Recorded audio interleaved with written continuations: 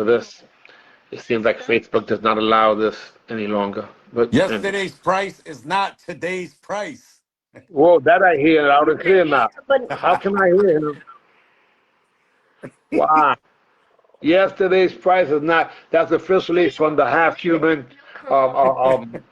Fat Joe, but that was the full Cuban, um, Coach CNT. Yeah. I'm coming. 50 division is a wrap with my broken hamstring. Let's go. Oh my God! So this guy turns around and he gets injured. Now, by the way, this weekend I have a phone call from us, one of the competitors in the 65 to 69 division. He actually hurt his knee. So Coach TNT there is, I believe, injury number total number 6. I told the guys take it easy, but then they have because so Coach TNT, I have a question. So is your camera actually on, or is this your OnlyFans channel? So you're not No. showing it. No, the camera's on. We have a blank screen in the bottom, but at least we got some audio here. Houston, we do have audio. Anyhow, you have any? How about? Do you have any questions or give me your feedback? By the way, this is the gentleman who was smart enough to tap into my arsenal of martial arts prowess, and he is the developer of SniperFight.com, which will go down, and in other words, it won't be free, and SniperFighter.com will be the site that people have to pay. But what do you have to say? Um, I'm just.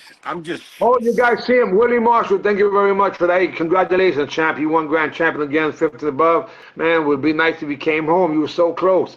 Come to the event. I think you would appreciate it if you can make it. So they can see you. I just can't. So what can you say? That's for me. Yes, sir.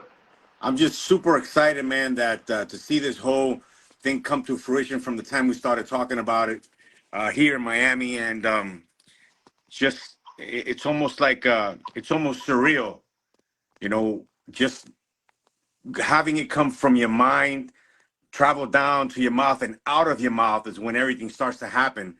And like I said before, I'm proud of you, man, and I'll be there, hell or high water, broken hamstring or not. I'm still going in there. They're gonna have to wheel me out of there in an ambulance, but we're going. So officially, what happened was that you was in the middle of training. Yes, About a month ago at this about a rate? month ago, and I was gonna compete in the tournament which you trained me for with my kids. And the Friday prior to the tournament, I was sparring with a young black belt guy, and I went to throw a kick at his head. And when I came down with the kick, I got his ankle, and it kind of jumped off his ankle, and it pulled and snapped the hamstring off the ischium bone. Oh, Yep. 7 days prior, so close. wow. And that was for the initial event back in late July, I think it was, right? So Correct. it's been a That is little correct. over. Yeah. So even the setup. So let's talk about that. How the heck you get me to go to Florida? It That you was a know, good one. it has to do with my ex-wife and my kids. My kid was my first kids competition, and because we used to do that, what I used to do when I was younger with you, and I was like, wow, this is great. My kids following in the footsteps. Let's do this. So I called their mother. I said, hey, are you going to be there for the kids competition? She goes, yeah. So I said, all right, it'll be a nice, mother father reunion to be there for their kids. And lo and behold, I get to the parking lot and she brings her boyfriend and he's competing. I'm like, oh hell no. I'm like, is this guy trying to be like super dad on my kids? It ain't gonna Oh my happen. God. The truth So comes I out. so I said, wait a minute. I said, there's a tournament coming. The last time I competed was about 30 plus years ago. I'm competing and I'm gonna win. But the only person I know that can help me do this is my Yoda, Jerry Fast Feet Fontanes, my original sensei when we were 19, and he kicked the cup off my head, but he actually kicked my head, and it's gonna Right, thank happen. So I you. said, I'm gonna call this guy. You know what? Because you put me on. You put me on to Anthony Robbins, and Anthony Robbins said, if you wanna do what you need to do, find the best that's ever done it, and get with him and have him teach you. So I called the only guy I knew that could help me in such little time, and it was you. So I called you. You came to Florida. You came to my house. We trained. We built the program. We did everything, and I committed to your show. I committed to that show, and it was just, we got the wheels turning, man, and the wheels are still turning to this day. So Hey, we got the world famous Helen Chung, formerly known as Chung, John Chung's sister here, and Willie Marshall and Robert Quinones. We got some people that are watching here. That's TNT, my student, who also has a great story. Um, Iron Kingdom, is that right? Iron Kingdom, which is a documentary that they wrote about a stage of his life. Maybe we're gonna have to do a second Iron documentary Temple, for Iron Temple, Iron Temple. What did I call that? Iron She did Kingdom, Iron Kingdom. She's been beating me up all day. Iron Mm. Temple. They could watch it free on YouTube, on Tubi, on Tubi. Oh, Tubi, look at that. So, but what you was able to do, and that I was pretty fascinated by, you got me to go down the day after I won grand champion at the second tournament in May, Correct. and I wasn't too happy that they made me wear headgear and so on and so forth. But we were able to extract in the initial trip, I believe, close to 3 hours, and not just over 3 hours of content. How did you pull that off? It, you know, it, personally, I'm not a procrastinator. So I said, look, if we're gonna do this, I got my cameras here. I'm not gonna let you stop me from helping you get what you need to do for your success.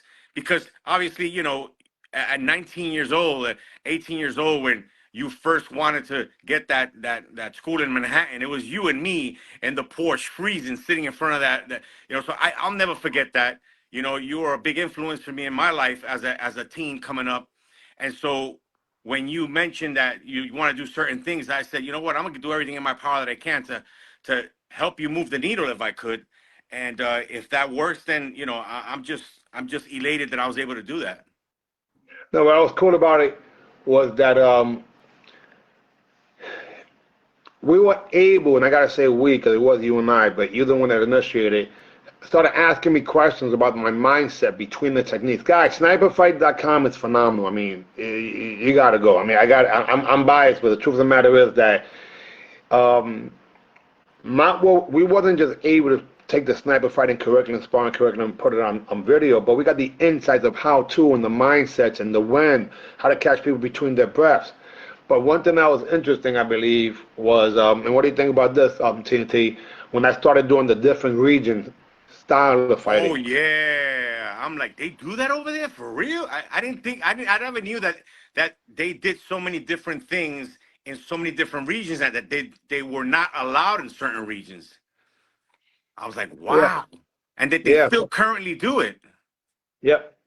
So, of course, there's still a generation of people who do groin kicks, because Kempo style was the dominant style, and three-quarters of the country that had groin kicks. In the meantime, why today they wouldn't have groin kicks?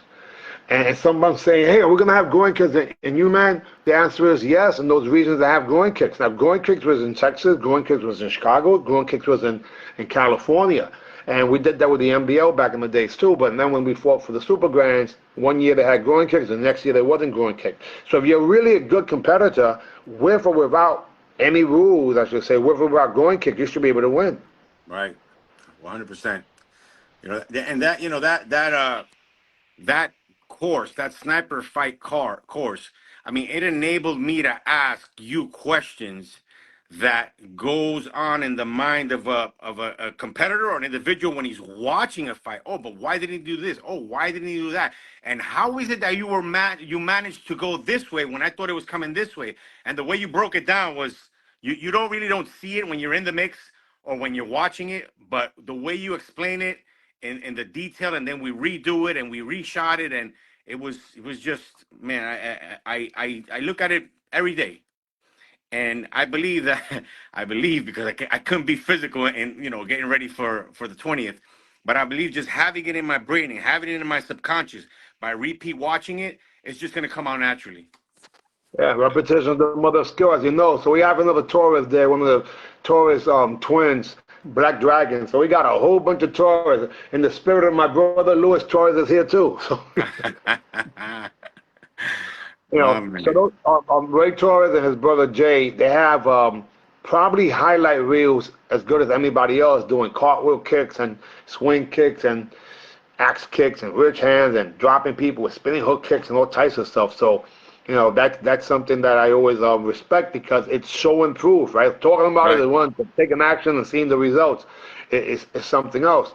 It's interesting because when you really when we backtrack, the initial two trips, which were about 2 weeks apart, there was no mention about a martial arts tournament, and then all of a sudden I say, hey, I'm gonna do this tournament. And then we're thinking, wait a second, there's not enough time. Not enough time. And then I was able to tap into the universe and ride a wave and get these custom medals that we didn't have enough time to get. What do you think about that?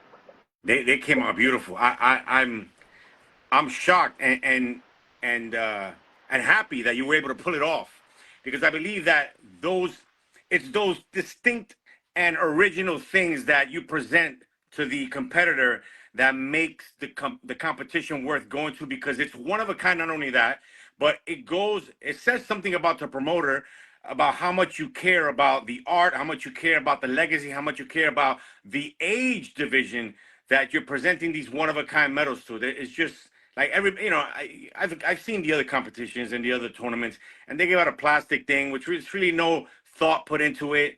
There's no care put into it. It's just, okay, he's first, he's second, but with the just the colors alone, the silver, the bronze, and the gold, indicative of like the Olympics. It's just, that's next level thought. Nobody ever puts thought into that stuff. So I love that.